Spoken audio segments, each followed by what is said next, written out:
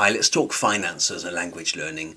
I often see the term unaffordable for certain language apps. The app is unaffordable, it's too expensive. But I don't think that people are looking at it the right way, because affordable should really mean whatever I do, I won't have the money. For example, buying a luxury yacht. I will never have the money to buy a luxury yacht. That's unaffordable. It could also mean if I buy this thing, it will create a bigger problem down the line. It will create a hole in my finances. For example, buying that $15,000 motorbike I don't need. I have the money, I have the $15,000, but I can't afford to buy it because if I do buy it, it will create other problems later.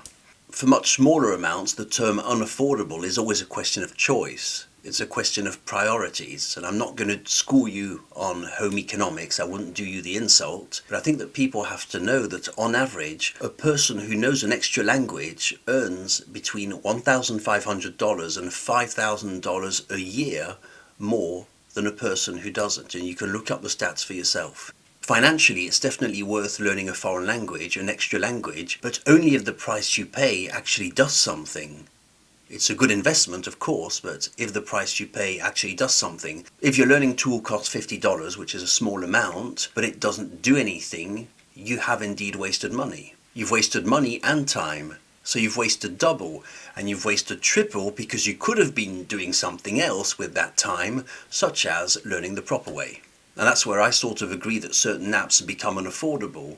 You can't afford to make a triple loss when you learn a language with a bad learning tool. You know, just today I was looking at a very famous French app priced around $200 to $300, and indeed I can already tell you that the concept sadly is absurd. I know it won't work, so indeed here you would be throwing away $200 to $300 in the dustbin straight away, because just looking at this app I know that the concept is off. But in the case learning actually happens and you can learn an extra language, I don't think it much matters if the cost is $500 or $1,000. In a sense, you're sure to get your money back. I think that the real question shouldn't be the sales price, but rather whether you'll learn that language for whatever it costs, because you will get your money's worth, either in job opportunities or life enrichment, which, by the way, can't really be valued. You can't really put a price on life enrichment. For example, myself learning German, I can't put a price on it. So it's just another way of looking at the problem and the notion of affordability in language learning. I think the central question is always, does it do the job or not, for whatever it costs?